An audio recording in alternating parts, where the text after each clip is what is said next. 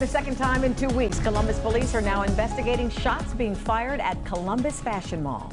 Polaris Mall has been a spot for the last 2 weeks. Tonight, NBC4 bringing you team coverage. Reporter Karina Chung and Dan Perlman both out there working to talk to investigators and shoppers about what's going on. But first, let's start with NBC4's Dan Perlman, who we understand you have a live interview with one of the Columbus police officers out there. Dan? Well, Darlene and Brad, I do. And Sergeant James Fuqua and I were just talking. It was 3:17 p.m. this afternoon. You, Columbus Police, and other law enforcement were called out here to the Polaris Fashion Place. What do we know about the shots that were fired inside the mall for the second time in less than 2 weeks? What can you tell us? Yeah, Dan, we can confirm that these shots that were fired occurred between two individual groups of young people.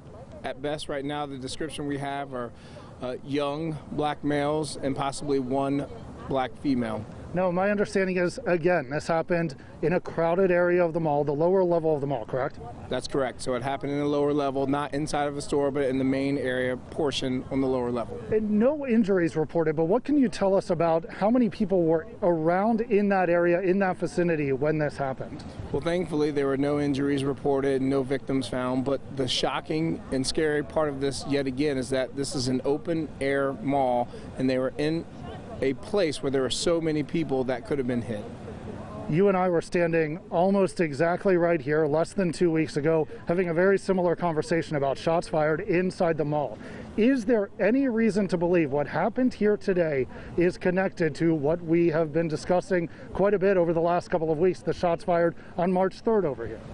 So it's very early in the investigation, and at this point there's no reason for us to connect that the two incidents that have occurred here are connected, but we're not going to leave anything to rule out on this. And the search for the individuals who were involved in this, where does that stand right now? Is it ongoing in the mall, or is that now extended outside of the mall? So right now we're extending that outside the mall. We believe the mall is clear and it's safe, and the suspects involved have all left. So we're going to continue to gather the information based on the surveillance, the eyewitnesses, and other accounts that we have to get the most important part, which is capturing who did this.